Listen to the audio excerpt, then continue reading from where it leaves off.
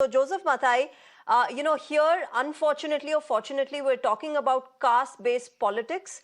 But the larger question in this situation is the fact that as a country, do we still need reservation? Are we still a country that looks towards reservation when it comes to developing our strengths, our weaknesses, or can we go ahead only on the basis of merit? Thank you very much for having me over here.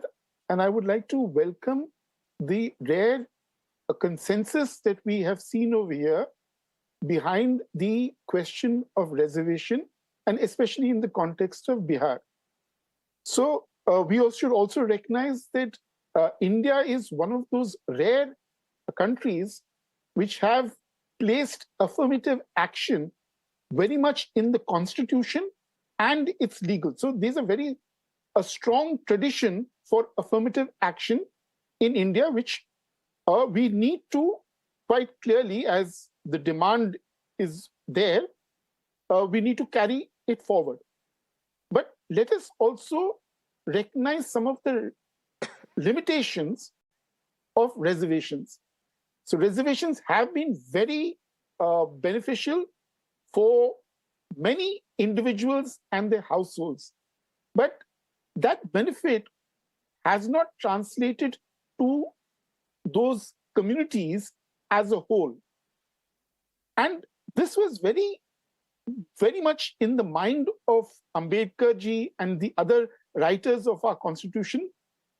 And they had seen reservation very much as a kind of a temporary measure.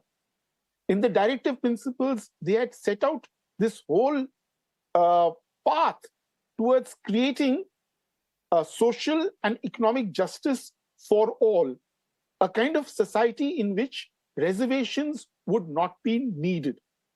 So we need to just reflect on the fact that what have we done in terms of actions which are there, laid out in the directive principles to ensure that these social hierarchies which exist in society, these economic hierarchies which exist in society are done away with, and there is social justice for all.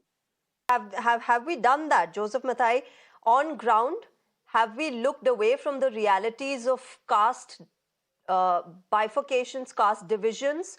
Have these policies and schemes, which perhaps at one point were made on the basis of caste, have they reached to the man or woman who's standing at the end of the line in the backward castes? Or this is just something that we've been going ahead with and nothing really comes out of it? It's just, politicians are playing this game and we're just unfortunately flowing with it. So this caste census that we've just had is one very important step in that direction, because it will allow us to know what's happening on the ground.